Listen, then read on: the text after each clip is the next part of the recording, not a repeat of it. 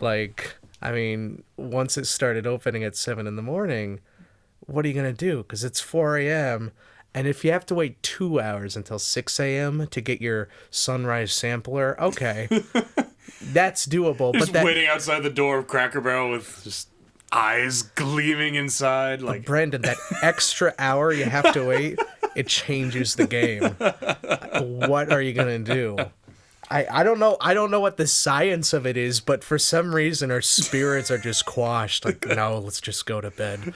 They're losing our 6 a.m. business, which they don't want. which We are there the before old cost people. of serving you is not worth it. The elderly have not woken up yet. No, they have It's not. kind of amazing. But the irony is they just have fallen back to sleep after getting up to go to the bathroom. I honestly, I was shocked the first time we showed up at Cracker Barrel at 6 a.m. I thought, hey, we're going to party with the old people. We were alone. Which day of the week was it? If it Usually was it's like a weekend. Okay. I was gonna say if it was like Tuesday, then Occasionally it'll be a weekday. Yeah. One time I did do it recently alone, even despite the hour. I was just up until 5:30 editing something. No, I was up until 6 in the I'll just go to Cracker Barrel. I was up until 6 in the morning editing something when I thought I'd be able to go to bed at 4, and I went, well, at this point, I may as well get my sunrise sampler. Mm-hmm. And I fucking did. And it was okay. And I got 2 pegs in the peg game. I tried, Brandon. Oh, yeah? I feel like that's broken mathematically, and there's probably an answer key I think online. there's like a hand. For those of you who've never been to Cracker Barrel, like there's this game with a bunch of golf tees on it. It's in the shape of a triangle, and you need to like jump over each of the tees, and then you take it off the board. I usually get down to 3. So if you got to 2, like congratulations. But there's only got to be like a handful of solutions, and it has to be oriented like some way, because I can imagine that you can't always get to 1 with certain configurations. Yeah, but I don't want to cheat. I want to get to the age of 54, go, I figured it out, then get hit by a car and die, because I won't need to be alive after that. On that happy note, welcome back to Whistle While You Dork. This is our special St. Patrick's Day episode, which we are, of course, recording on April Fool's Day. So, April Fool. Happy Mother's Day, everyone. Yes, happy Mother's Day. There's a... Hold on, let me actually try to predict when this might genuinely come out. Like the last one? Father's Day. I think this one's for you, dads. Good movie. Good holiday. You gonna be a dad, Brandon? Maybe eventually. Are those your feelings? Those are, yeah. I don't know. It's interesting. Maybe I will sire a child someday. Well, I was of the impression that people around our age, mid-20s, are going, I'm not going to have a kid. And I thought it was always that way with every generation. And then they have kids because, of course, they're going to have kids. But I think that happens with a lot of folks, yeah. The jury's still out. But I was talking to my dad, and he's like, well, you and your mother, or me and... Sorry. I have a confession to make. You have an Oedipus complex, and you didn't tell me? My dad is my son. And I am simultaneously his son and his father. I don't know what this means. But what you're saying? my parents, it was always in the cards for them to have children. They never had a phase where they're going, I'm going to have a career. And for me, I'm just trying to avoid the stereotype of going, no kids for me. I'm going to skateboard. But and then I have 5 children and go, my dreams. But, you know, skateboarding away. I just want to have an open, ambiguous mind about it. Yeah. But I'm the same way. I'm wondering if it's always been that way, where kids go, no kids for me, and then they have kids. It's not really been that way for me now. It's like, I think I was always in the mindset, like, I am a high school student. I am a college student. I am a post-college student, whatever. Like, I didn't want kids, then, which more or less translated to I don't really want kids, like, at all. But it's like, you don't want kids when you're in the middle of something because then, you got to put that something on hold. But when your life is quote unquote under control, whenever the hell that really is supposed to be, then, yeah, if I say you, but like if I feel like if I'm stable enough in my career and my family to have children, then may as well have children. I already have a list of names, which I guess sort of indicates I want to have children. So, well, that brings us to the surprise segment of the week. Baby names for Brandon's child. Yeah, you want some of them? So we're gonna go back and forth. You Yeah. give one of your names, and you I'll give one of my yours. the first names I find in the dictionary. There are names in the dictionary? Yeah. Like proper nouns? I didn't know that. Yeah. So how many of these back and forths do you want? I don't know. I'm gonna give you not even necessarily an actual name, but the first proper noun I see on a random page. And what do I give? Just Pick pick one that I like? Yeah. In response? Okay. One of your actual names. Okay. Would you like me to go first? Sure. Is it Hortense? Lucifer. I genuinely was on the page for Lucifer. How about Liam? Is that one of your names? Yeah. Okay. Well, I mean, I raise your Liam to Powhatan. That's a group of people. You can make it short for Pow. And I don't have any names for boys that start with P, but I do have Matthew. Listen up. Squanto. How about Jessica? This was amazing. Brandon, you should name a child Brampton.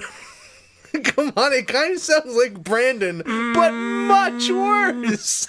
How about Lydia? I don't know if I can top Brampton, but a boy can dream. That should be a nickname that like some tool like who barely knows me. So I'm just like, hey, Peter Brampton, what's up? Okay, Instead of Peter Frampton. I've topped Brampton. Mm-hmm. I turned to this page. Okay, ready? So, your wife finally finishes giving birth, and you gaze upon the child, and the child is beautiful. And the doctor says, "What are you going to call it?" And through tears, you gently whisper, "STD." Uh-huh. Oh, I'm sorry. You're not impressed by the name that you said through tears? This was you, Brandon. This was your life. But say, since you have the dictionary, why don't you turn to page 300 and give us El Wordo of the Day? I don't even think I need it. No. But The word of the day is STD. Well, that is an important word of the day. But our actual word of the day, I did know this one. Mm-hmm. Ready? Mm-hmm. Okay, so Brandon, I noticed that you got a little something on your face there. You got this big thing on your face, and it looks like a big floppy old dick. If it was a pimple, I could say, well, that's normal. That happens even to people in their mid-20s. But you got a big floppy penis. I don't know how that happened. Brandon, you got quite the excrescence on your face. What does that mean? You have quite the outgrowth or enlargement, especially an abnormal one. Oh. Your floppy face penis. That's my nose, Drew. Oh, shit. Sorry, I was looking at you wrong. That makes sense. I'm sorry. Yeah. I'm sorry I said you had a penis on your face when it was just your nose. Yeah. Fuck you. For my high on knowledge segment. Yeah, sorry, I did the thing differently. It's sort of a high knowledge like thing, but also like partially a story. If you weren't aware, Prince Harry of England is engaged to an American actress, I think, named Miss Meghan Markle. Say it ain't so! I do say it so, and it's a much talked about in circles that actually care about this sort of thing. I thought the royal wedding between Harry and Kate was sort of nice, but now that it's the second one, and I don't really fucking care, I don't care. But someone, like, from a Tumblr post, like, had a tweet of saying Prince Harry and Meghan Markle's child is going to be half American. That means that kid could get elected president as well as assume the throne because he's in line to the throne and become dual president and king of both the United Kingdom as well as the United States. And like someone retweeted that saying like, England's playing the long game or something like that. And I couldn't help myself. I commented with a quote from the Constitution of the United States, Article 1, Section 9, Clause 8, which I will now read, which says... That's perfect. I was losing energy, so now we can hear from the Constitution to pep me up. Excellent. I'll do it. Clause 8. No title of nobility shall be granted by the United States, and no person holding any office of profit or trust under them shall, without the consent of Congress, accept any present emolument, office, or title of any kind whatsoever from any king, prince, or foreign state.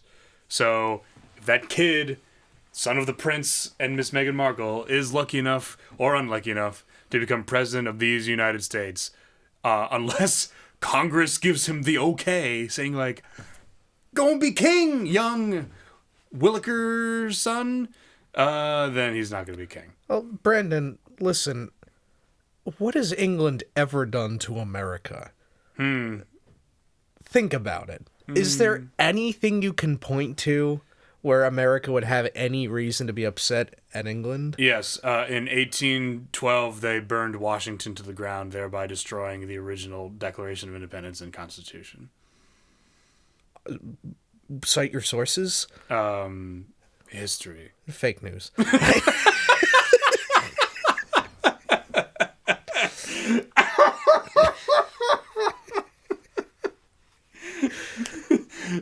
If you weren't there, you can't prove it. Stupid American propaganda lying for over 2 centuries. People wrote about it, but how do you know they weren't faking it? I don't know. The same way you gotta trust a person when they orgasm, I guess. That's the thing, though. I mean, that argument is interesting because it's basically the same with religious texts. Yeah. It's like you look at religious texts, and it's like, well, I can't, it could be just fiction. Someone could have just made this up. But you can apply the same thing to history. How do we know? Well, there's Occam's razor and things like that and whatnot. Like, we have film evidence now. So, I mean, 9/11 truthers, get out of here. But, not you can't even deny the Holocaust. But maybe like the assassination of Lincoln, we can have some deniers of that. Maybe Lincoln's still with us. But they drew that. I mean, not live, but like... So it's a good thing there's a doodler at Ford Theater. I saw it with my own eyes. Hearsay. Objection. Just, can we trust the doodlers? The Titanic's going down. The guy's rowing past. Oh! Scratch, scratch, scratch, scratch. Oh! I better row back to shore and send this picture to them. I need a better angle. Like a guy's trying to doodle it, but he can only see one half of the ship. I'm like, I should really just row a few leagues this way. Please save us. No, hold on. I'm trying to doodle. Once my doodle is complete. They're just frozen bodies. Whoops. Jack, no. I'm just saying, doodlers have probably killed several people in our history. And there are doodles to prove it. They killed this man after I did it. Speaking of the art involved with doodling, I think it's time to discuss the art involved with live performances. Like in Ford Theater. Yeah, in Ford's Theater, yeah. They were seeing My American Cousin that night, which is a comedy that I have not seen. But I trust you referred to the live stage performances commonly seen on America's largest theatrical, I guess, collection of venues, which is the downtown Providence theatrical scene. Very popular. You mean Broadway?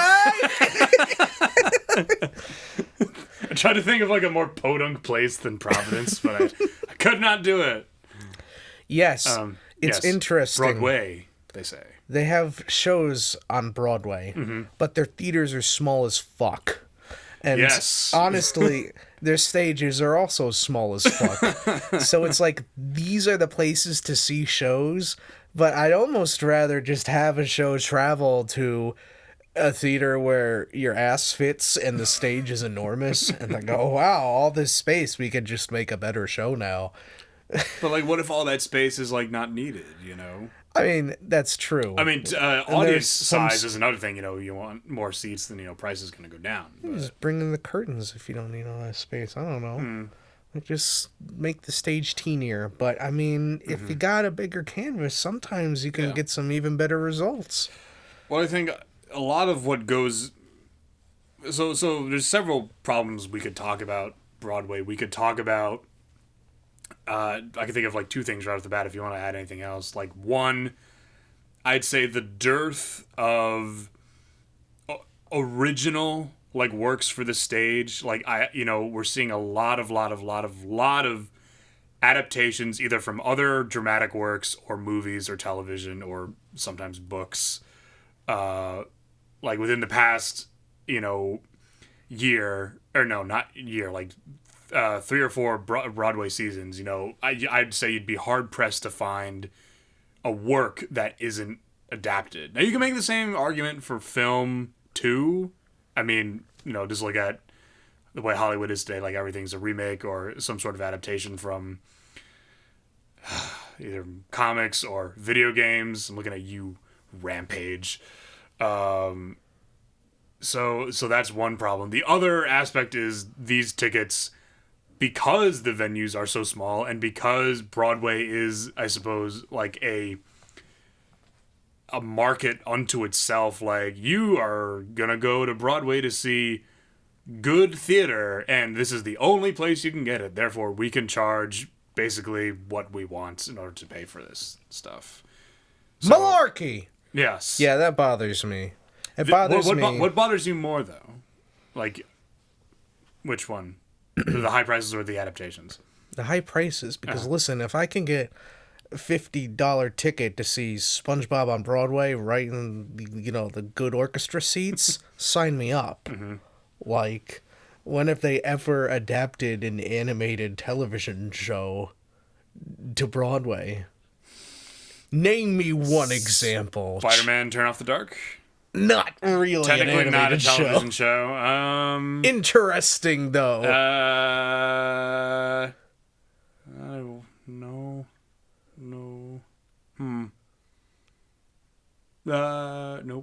Nope. That's not. I don't know. You got a good point. They're opening the doors. Yeah. For better or worse. Simpsons musical. Wouldn't be. That's interesting. What? Simpsons musical. Yeah. How would they make them yellow? How would that be done? Just yellow lights, like just stay in the light. Yeah. They would probably have. Probably why it won't be adapted, but that's the only reason. How would they make their skin different? Oh, that's why we're gonna get a Family Guy musical first. Yep. Which will be brutal. Yeah. But I'd still see it. I don't know. That'd be. You know what? I want this now. Well, we already have a South Park musical, but I guess it's not on Broadway. That's true. It's not live. It could be on Broadway. Yeah. They should put it on Broadway because that was a good musical. Trey and Matt do their next Broadway project with South Park. I mean, I liked the South Park musical better than the Book of Mormon. I don't know if people are gonna crucify me like Jesus Christ Superstar. I agree with you on that. I think that's just because Book of Mormon is a live musical with a very I don't know, the stakes always seemed kind of small.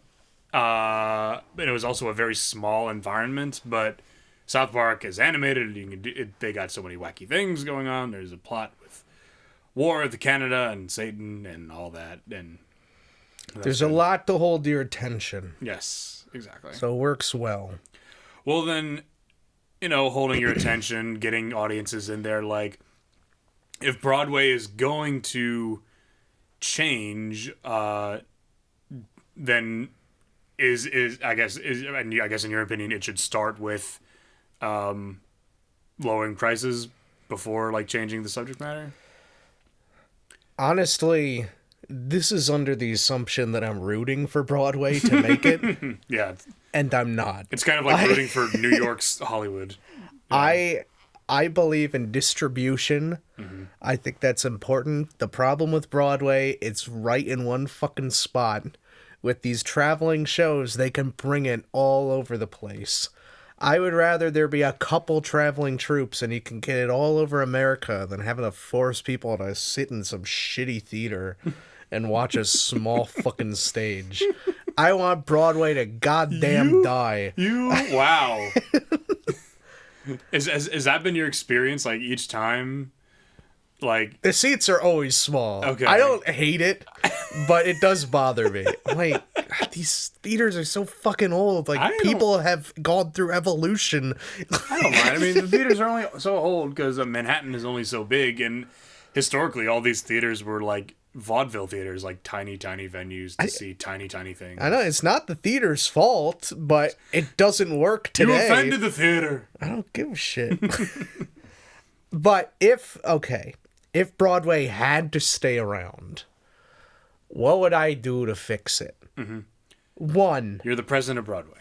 Demolish every theater. Every fucking one. Uh-huh. I don't care. Rebuild them. No Broadway for 10 years. Under construction. See traveling shows. Fuck you. until see tours, and until further notice, Broadway has been relocated to Jersey. Yeah. Oh no! No! You want to see a show in Hoboken? Broadway will resume in 2030. So Broadway reopens. You can fucking put your fat ass in a seat. Amazing. Uh-huh. There's cup holders and shit. It's great. Wow. All right, cool. Step number 2. Make tickets cheap. But how will you profit? You'll profit less. Fuck off. So there you go. But how will we already barely pay everyone involved. What'll we do? Good point. I get, maybe it'll be like... Actors Equity may have a thing to say. Maybe we'll have to have a Patreon for all of Broadway. Oh. At the end of a show... Anyway, thanks for coming, everyone. We're really underpaid, but if you could like and subscribe on Patreon, we very much appreciate it. I mean, I'm not an economics guy, but I know that people aren't paid enough to do the shows, and the tickets are really expensive. Mm-hmm. I imagine that's because Broadway's dying, and they need the money to keep things going, and they're losing funding. Mm-hmm. So maybe the key is we have to make Broadway exciting again. And how do we make Broadway more appealing than the vastly superior idea of a tour? Well, free blowjobs. And that goes for both genitalia. Mm-hmm. How would you free sucking? Free sucking, free fucking? Free sucking. I guess suck applies to both genitals. You get a free suck. It can. I don't think that's very practical, though, because we'd have to pay people to do it. Then you'd have to pay even more money. And that'd probably be very expensive. And at that point, you're not going to have cost cover revenue. And I don't think a lot of people would really want it. They'd think they want it, but it's like, you take your kids to these things. Yeah. It's like... And would you get it during the show? Yeah, probably. It's like, don't look, mommy's getting sucked. Like, I don't think that'd work. So how do we get people really interested? There's actually... A great show that I like, but no one remembers, called John Benjamin Has a Van. I'm sure because you are one of my friends, I forced you to watch at least an episode. I watched the one episode. It was pretty funny, and I'm not opposed to seeing more of it. I don't remember which episode I showed you, but You showed me Little Italy. Okay, they did one on Broadway. I'm going to spoil it slightly, but basically the premise was they had the exact same dilemma. How do we make Broadway more exciting? And their answer was encourage people to take conversations on their phone. So take calls, text, do whatever you want on your phone. And it was a very funny solution. But genuinely, I'm really frying my brain here trying to think of any reason someone would want to travel to see a Broadway show over a touring show. I mean, the maniacal thing to do is cancel all tours. You can only see theatrical shows on Broadway. That's the only way. Cancel every tour. Well, if you were hypothetically in charge of every production company. Yes. Hypothetically. Okay. I was going to say, that sounds like an antitrust violation, but okay, you couldn't really realistically do that. Because it would have to be that you can only see it on Broadway. What else would incentivize you to choose this inferior option? Unless you were being paid, which isn't economically feasible. You could, hey, you can get drunk here, but you can do that anywhere, really. It's when's the last time? How many tours have you seen, and how many shows on Broadway have you seen? I've actually seen more shows on Broadway than tours. Why do you suppose that is? Because I'm an idiot. I'm not taking my own advice. Because I haven't realized until recently that tours are a much more viable option and better. I've not, with the exception of Phantom, I don't think I've seen a tour of anything. I saw Wicked on tour. It's a bad example because I don't think Wicked would ever be good. I've raised eyebrows. Yes. You think it's only good in Broadway, or? Listen, can I tell you my problem? Sure. With all the theaters suck except for the Gershwin. No, this is a stupid problem, I will admit, but it really bothers me. Wicked, overall, is about magic. There's not really a science element in it. Everything is kind of explained by magic. It's a magical fantasy world. Okay. So, the broom flies. Cool, it's magic. The goat talks. Wow, that's magic. There's a little girl being bitchy or something. Wow, magic. I don't know. I don't remember anything. But it's Kristen Chenoweth. This is big-ass motherfucking song where the witch goes, wowee. I got me a broom and I'm green. And song, you can't bring me down. The song is called Defying Gravity. It pisses me off because I'm like, gravity is science. Gravity isn't science. You reminded me of fucking science in this magic show. You can use magic to defy gravity. That's magical. Yes, but when I think gravity, I think of physics. Well, that's your problem. No, that is science. Physics are laws, and you defy physics. That's breaking the laws of physics, and therefore magic. But it implies that there's physics to begin with. Yes, it should not. There should not be gravity. It should be magic. Movie or production or whatever, every world you've seen where people are walking on the surface of a planet means that there's gravity there. No. It's some magic. It's just some magic thing. That's the thing. Yes, technically, if you think about it, oh yeah, there is gravity. That's bizarre. You don't want to think about it. Don't remind me of this shit.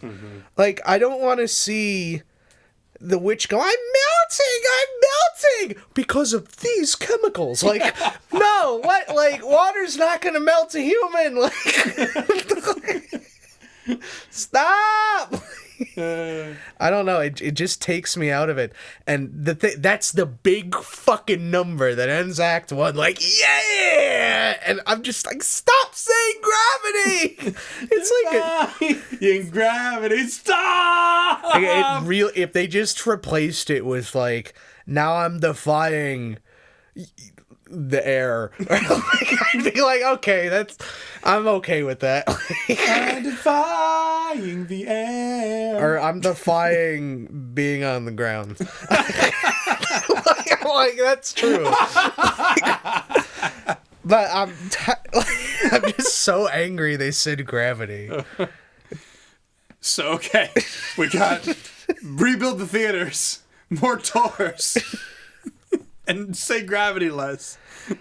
I do not see any positive thing we can do to make people want to go to Broadway. I'm thinking the Happy Meal, like, we give you a free toy. Like, what is their incentive? Can you think of anything like that would not involve a loss of money?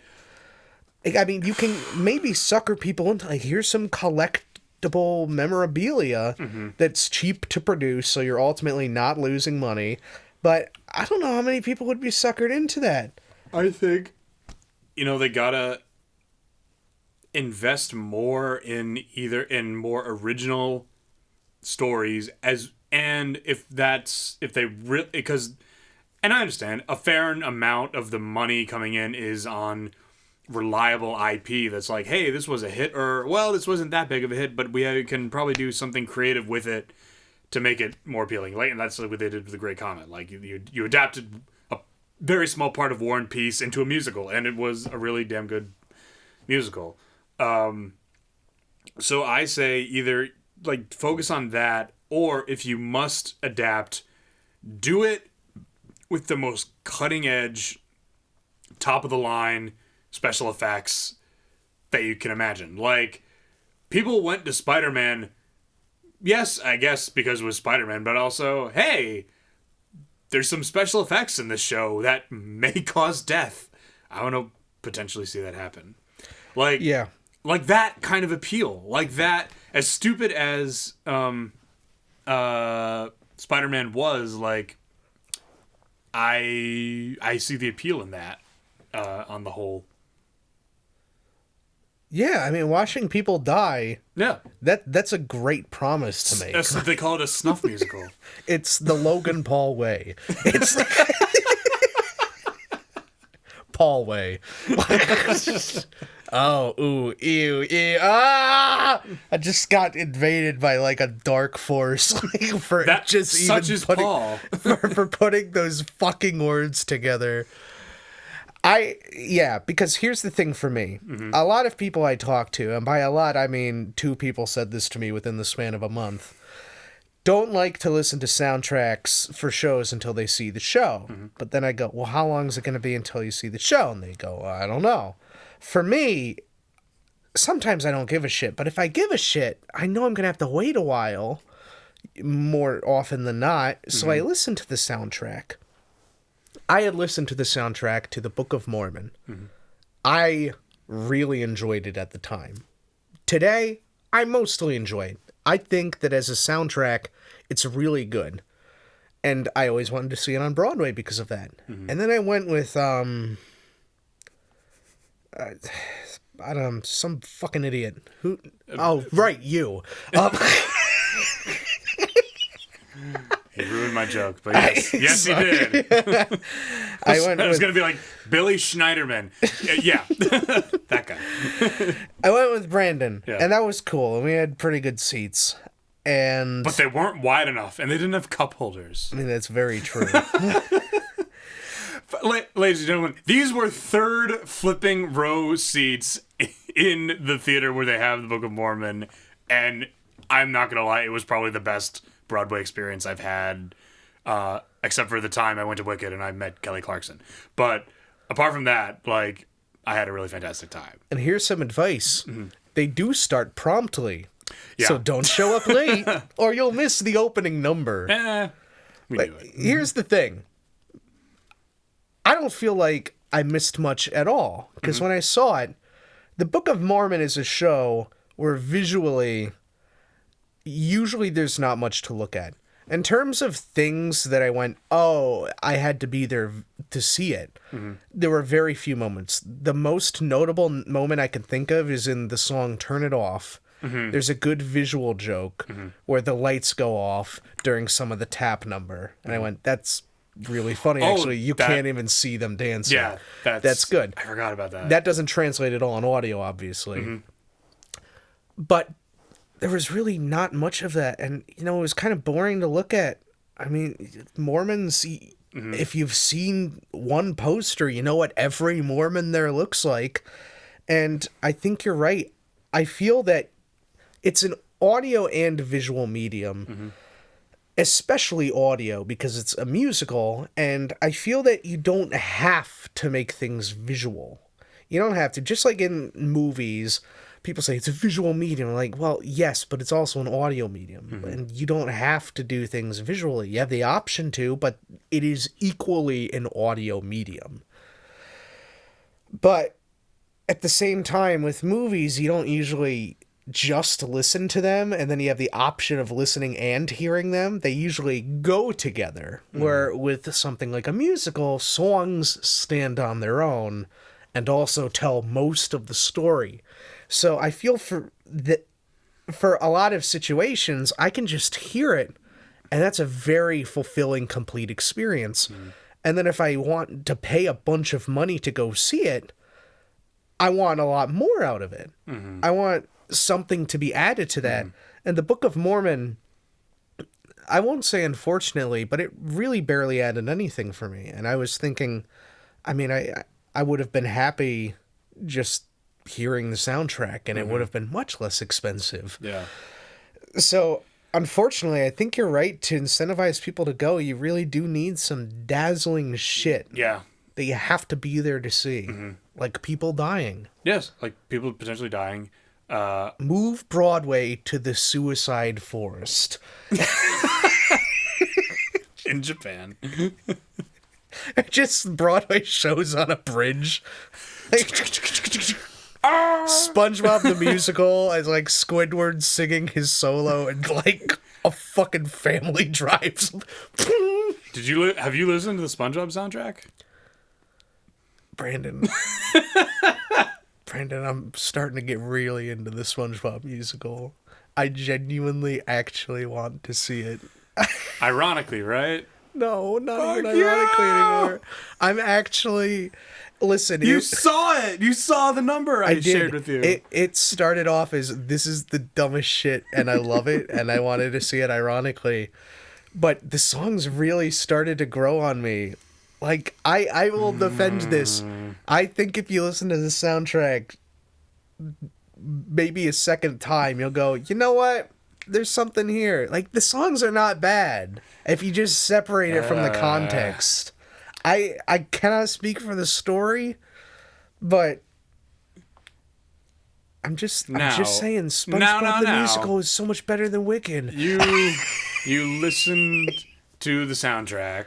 That's true. Haven't seen the show. I have not. Do you feel that seeing the show will add, as you said, enough value to it that it will make Broadway prices worth it? I'm curious. I do think yes, because the fact that it's an animated show and they're doing it with humans, that visually is extremely interesting. That's something that I'm just going to be fascinated with the whole time. Even if it fucking is awful and doesn't work, it'll be captivating. So that's actually an advantage that show has.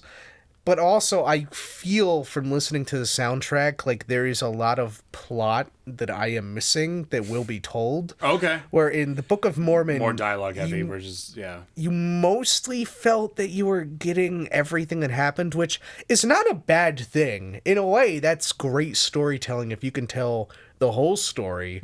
I mean, the Jesus Christ Superstar, no dialogue, it was an opera. So, I mean, you really don't... I could have just listened to it instead of seeing it today. I'm dating myself here.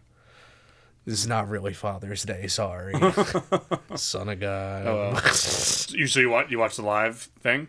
Yeah, I did. Oh, okay. That's why I delayed this. I almost didn't, but I did. Did you like it? I'm curious. I saw people tweeting about it. I thought the music was good. Yep. I really liked the music. And you hadn't seen the Ted Neely film adaptation? I was not familiar with it really at all.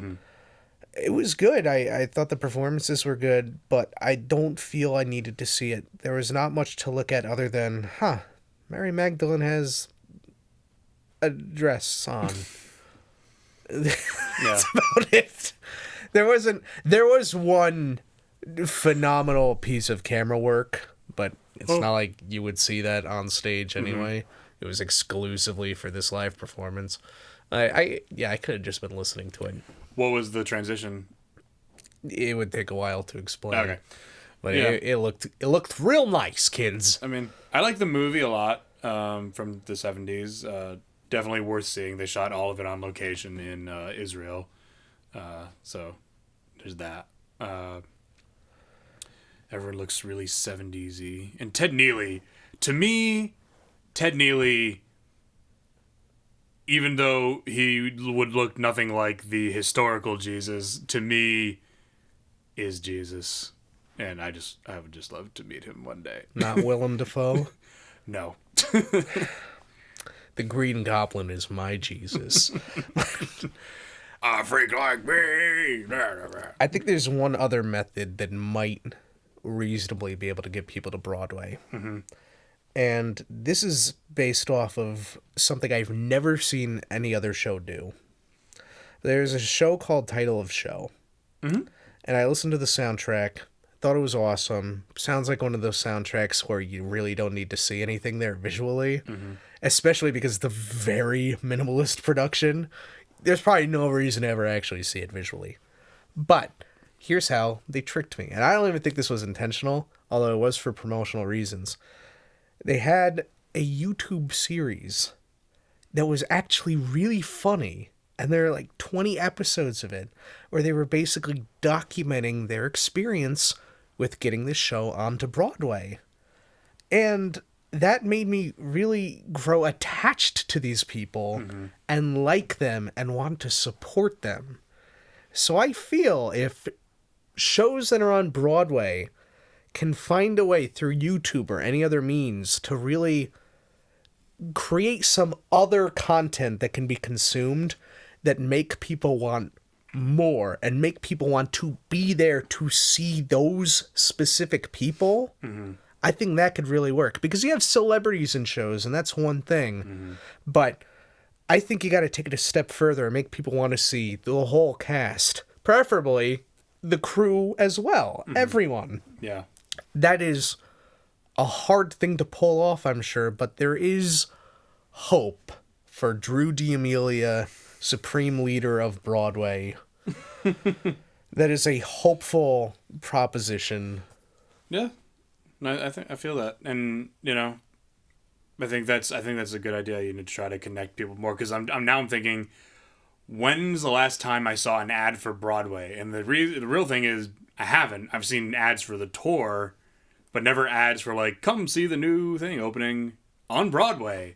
I assume it's pretty much only in the New York City market, and then everything else has to be secondhand. That being said, I would really like to see adaptations less so and more creative. But as a thought experiment, maybe we just do a quick back and forth.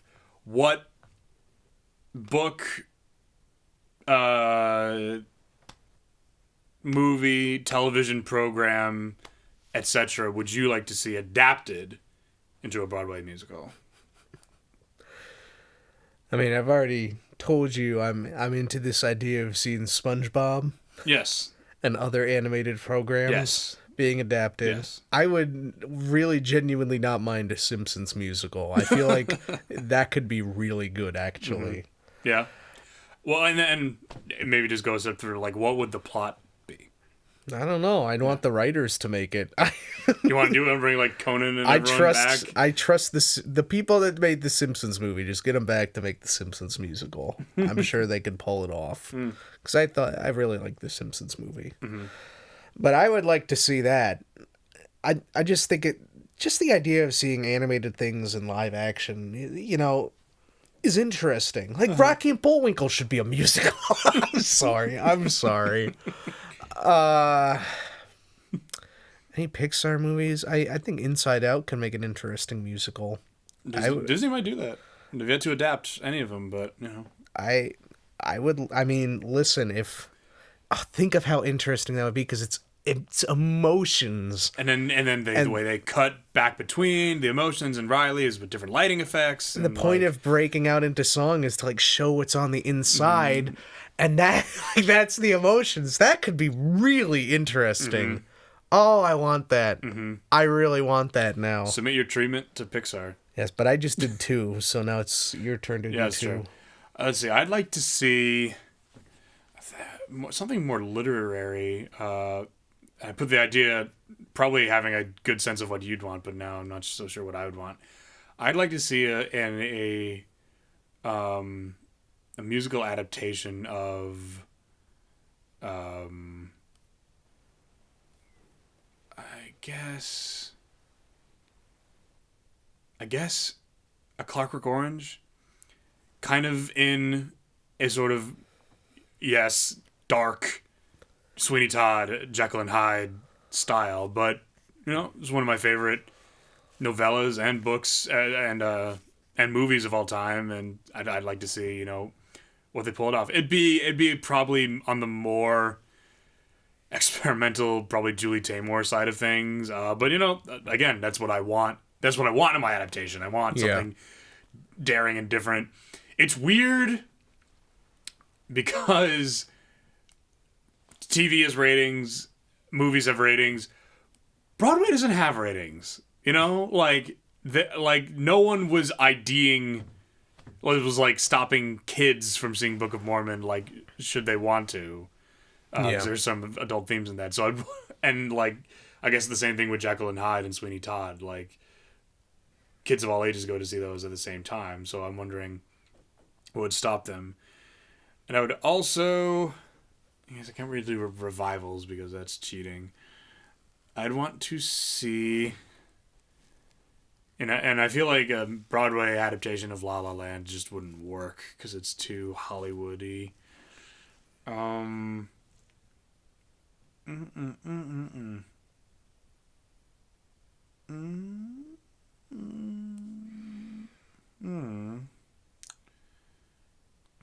What are TV shows that I like that aren't superhero related?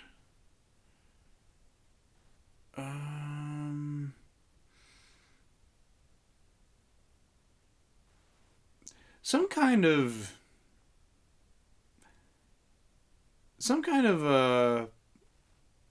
Washington musical, kind of like based on House of Cards, West Wing, Designated Survivor, something like that, but with it's a more how to succeed in business without really trying angle. Like Daniel Radcliffe insert is young congressman.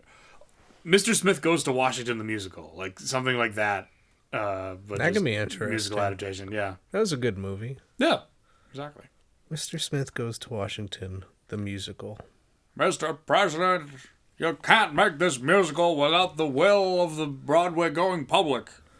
There's one thing, you know what I want? This is going to sound so bad, but I'm actually serious. I want a 9/11 musical. Seriously, they vaguely had one with Come From Away, but it's really not. Yeah, it's really about the place in Canada. Titanic the musical won the same year that Titanic the movie won, which is really weird. Yeah. We got Best Musical and Best Picture Titanic 1997. What the fuck happened there? Jeez. But none of them had nothing to do with each other. They're very different. Yeah. But I've always said, I think it's very easy to make jokes, and I used to do it too, where you take serious subject matter and the joke is the musical, like Breaking Bad, the musical. I'm sure there's like 10 hack videos on YouTube like that, where the joke is supposed to be, if you make it a musical, then it's silly and frivolous. But I don't think that's true. I think anyone that's smart about theater knows that a musical is just a genre. It doesn't imply... All right, no. Oh, holy shit, I fucked that up. A musical is a medium. It's not a genre. And it can be very many different things. I know there's a musical, because my friend sang this for like a master class that we did in college, and it was about this girl that falls in love with this guy, and... spoiler, like as the song recounts, he dies in the terrorist attacks. And now I'm trying to remember, like the musical I think was about it, Although I'm trying to, I really keep finishing your thought because I'm trying to get this right. Oh, I'm done. Okay. But I can't. I already put the fuck yeah this week music over your last pause. Oh. So now I don't have anything to put over this pause. So Okay. I'm actually going to have to pull my weight here and talk about things, unfortunately. Mm-hmm. It can't be fuck yeah this week. That'd be preposterous. It wouldn't make any sense. Because we are all about structure here at Whistle While You Dork. Yep. And obviously we wouldn't misplace All the fuck about yeah it. this week about segment. it. We would want to keep it all collected all together. Yep. All in the family. We're all about that, the podcast Spanx, if you will, holding it all together. That's what we do. Oh, for gosh sakes. Excuse me, this is a family podcast. No, I can't find it. That's okay, I don't care. If it makes you feel better, everything is pointless. Okay. So what is your fuck yeah this week, I guess? Oh, You said you put the theme music over it. my fuck yeah this week is pretty boring. So's mine. I have officially exercised every day for 3 months. Mm-hmm. Fuck yeah. Yeah, cool. This week. Nice. Your turn. Okay. Move this shit along, Brandon. Come on and gather round and come on and gather round and come on and gather round. It's time for Buck Yeah this week. Yes. So it's sort of a like thing that happened to me this morning. We're in the car and my sister's like, "Hey, I could have sworn I heard her say Macy's." So she's like, "Macy's has these chocolate bunny ears that you can like cut off and turn into shot glasses." And I immediately, without missing a beat, I'm like, "That's an April Fool's joke. Like, don't believe it. Like, don't you believe it?" And she's like, "What? No." Like, and she shows me a picture, and she's like, "I'm like, oh, like what?" And she's like, "My friend Macy just made these chocolate rabbit shot glasses." I'm like, "Oh, I thought you said Macy's like the department store." Oh, well, those are awesome. They look really awesome. So I was happy to see those at least, and also be mistakenly proven wrong by April Fools. Yeah, that's the thing about April Fools. I mean, I follow my YouTube subscriptions pretty heavily, and it's like I got flooded with videos today because YouTubers love to make shitty April Fool's Day videos on April Fools, and I don't think usually they're dumb. I'm like, okay, I get it, but stop, please. I appreciate people I don't that really eat jelly. people that really commit to the troll. I've got respect for them, but there's not many of them. I would be more fooled by someone because there were a lot of videos in my subscription box, like probably 12, and I thought some of these have to be genuine. Some of these YouTubers I'm subscribed to must be ignoring the fact it's April Fool's Day. After 20 videos. Not one of them. Every single one was a joke.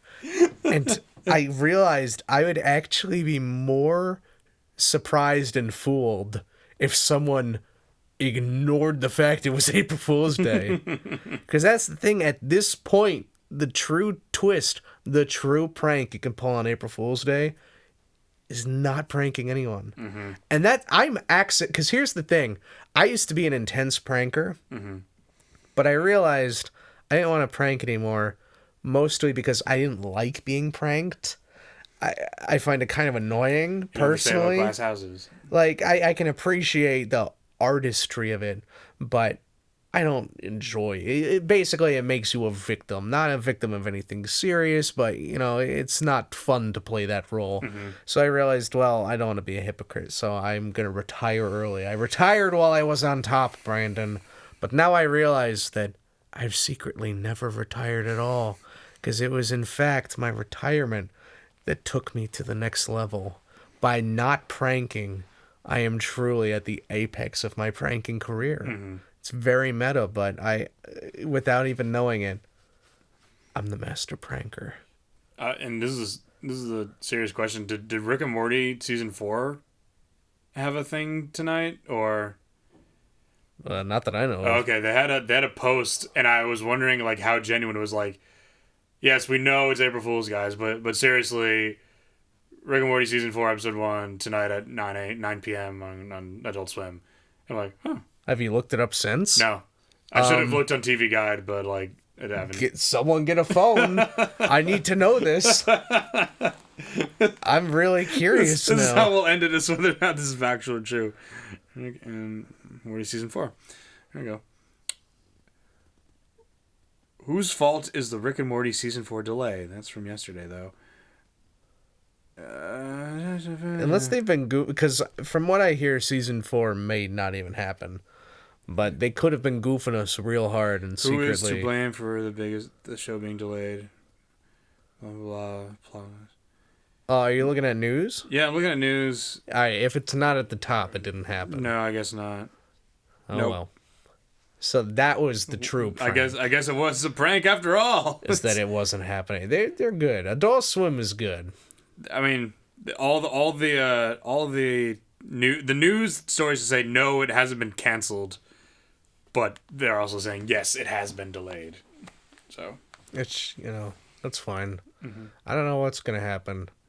I mean, I imagine the whole fan base thing has kind of made things a little bit difficult. I still like the show. I mean, yeah, like the people who aren't idiots can still like the show, but then the people who will destroy McDonald's for not getting the joke ruin the prank for everyone. I don't even know if they're idiots. My true concern, I mean, I've barely looked into the toxic part of the fan base. My true concern is that they're intellectuals that are just taking things too far. Like, for me, That would be even worse. I would absolutely be the kind of person that would wait in line to get Szechuan sauce. And I would, like, I don't think in public I would get fake angry.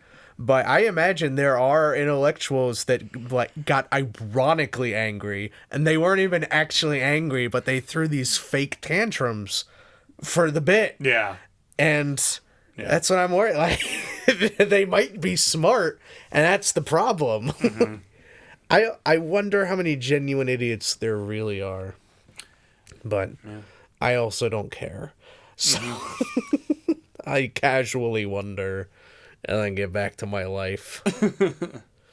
So you want to go on a walk? Let's go on a walk. You want to go on a walk, Morty?